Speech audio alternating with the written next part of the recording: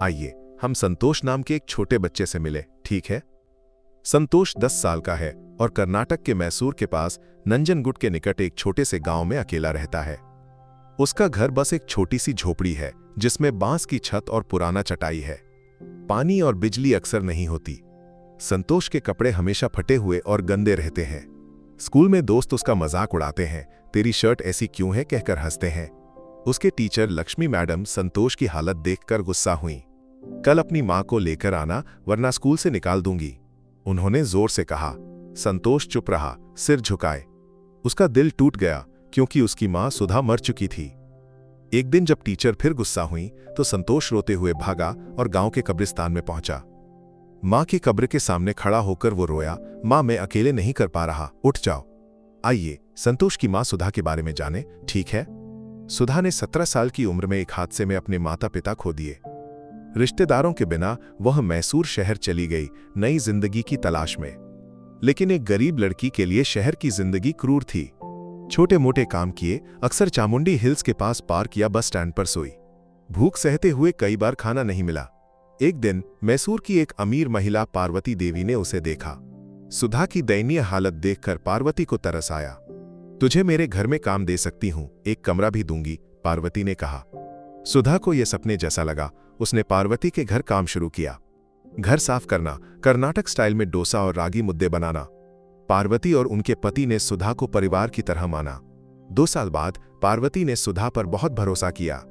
तुझे हमारा एक छोटा सा घर दे सकते हैं, किश्तों में पैसे देना, उन्होंने कहा। मैसूर के एक कोने में वो घर सुधा का हो गया। वो खुशी से वहां शिफ्ट हुई।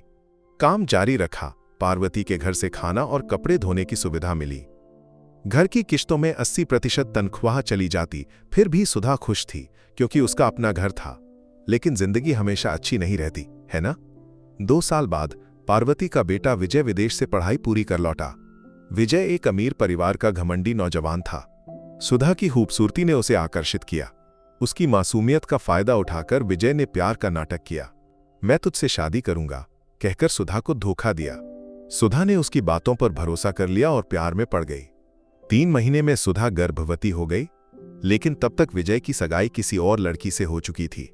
सुधा ने पार्वती को सच बताया। पार्वती को तरस आया, लेकिन उन्होंने साफ कहा, विजय तुझसे शादी नहीं करेगा, उसकी सगाई एक बड़े परिवार से है। एक रात नशे में धुत विजय सुधा के घर आया और धमकाया, यहां से भाग जा वरना तेरी जिंदगी बर्बाद कर दूंगा। सुधा डर गई। उसने घर बेचा और थोड़े पैसे लेकर हासन भाग गई। वहां एक छोटा सा घर किराए पर लिया। गर्भवती होने के बावजूद उसने हासन के एक छोटे मार्केट में, जो मैसूर के देवराज मार्केट जैसा था, सब्जियां बेचकर जिंदगी शुरू की। काम मुश्किल था, लेकिन वो अपने बच्चे के लिए लड़ी। जब संतोष पैदा हुआ तो सुधा को उसे अकेले पालना पड़ा। अस्पताल से घर लौटने पर कोई स्वागत करने वाला नहीं था।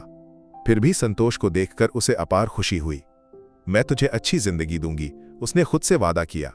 हासन में सुधा को एक दोस्त मिली, रम्या नाम की युवती। रम्या उसकी पड़ोसी थी। उनके बीच गहरा रिश्ता बना। जब सुधा काम पर जाती, रम्या संतोष की देखभाल करती। जब संतोष 1 साल का हुआ, सुधा उसे मार्केट ले जाने लगी।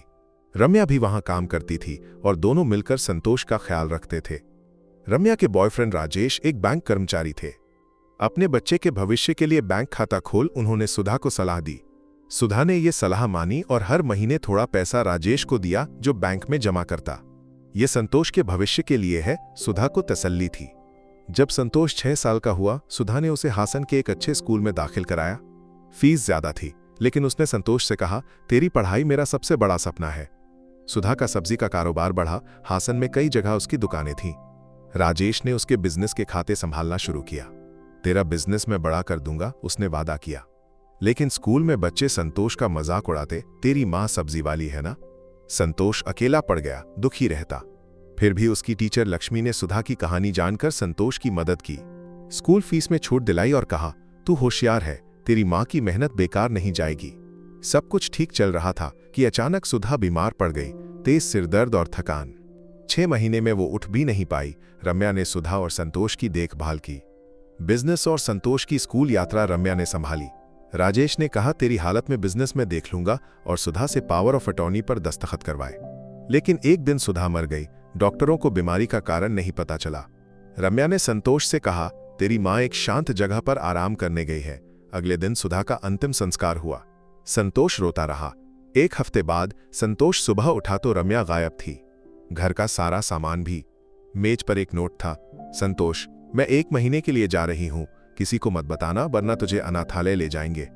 महीना बीता, रम्या नहीं लौटी। संतोष अकेला रह गया। सार्वजनिक नल से पानी लाता, कचरे से खाना ढूंढता, स्कूल जाने की कोशिश करता, लेकिन देर हो जाती। लक्ष्मी मैडम ने कागज भेजा, अपनी मां से कहे तुझे साफ रखे। संतोष चुप रहा, सिर झुकाए। एक दिन स्कूल में प्रोजेक्ट प्रदर्शनी थी। संतोष के पास पैसे नहीं थे, वो प्रोजेक्ट नहीं बना सका। लक्ष्मी मैडम गुस्सा हुई, कल अपनी मां को लाना वरना तुझे निकाल दूंगी। संतोष की आंखें भर आईं।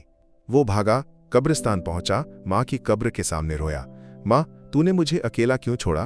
कब्रिस्तान के चौकीदार रामू ने संतोष की आवाज सुनी और पुलिस को बुलाया। पुलिस आई, संतोष को थाने ले गई। लक्ष्मी मैडम को संतोष की हालत पता चली, वे चौंक गईं। थाने पहुंचकर उन्होंने रोते हुए कहा, संतोष मुझे माफ कर, मुझे तेरी तकलीफ नहीं पता थी। संतोष की कहानी अखबारों में छपी। कर्नाटक के लोगों ने उसकी कहानी जानी। पुलिस ने जांच शुरू की। पता चला कि सुधा की मौत बीमारी से नहीं, जहर देने से हुई थी। रम्या और राजेश ने सुधा का पैसा और बिजनेस चुराकर भाग गए थे। पुलिस ने उन्हें पकड़ा और जेल में डाला। लक्ष्मी मैडम ने अपनी गलती सुधारने के लिए संतोष को गोद लिया। मैं तेरी मां की जगह नहीं ले सकती, लेकिन तुझे अपने बेटे की तरह रखूंगी, उन्होंने कहा। एक दिन पार्वती देवी ने टीवी पर संतोष की खबर देखी।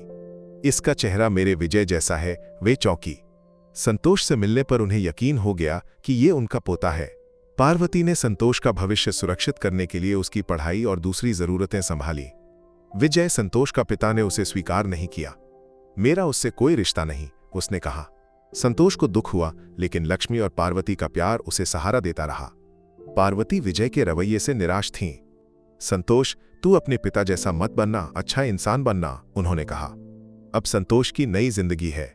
लक्ष्मी का प्यार और पार्वती का सहारा उसे मजबूत बनाता है। मां, तेरे सपने में पूरा करूंगा, वो मन में कहता है। आइए एक सवाल सोचें, ठीक है? अगर तू संतोष की जगह होता तो क्या तू अपने पिता को ढूंढने जाता? क्या तू उसे तुझे छोड़ने के लिए माफ करता?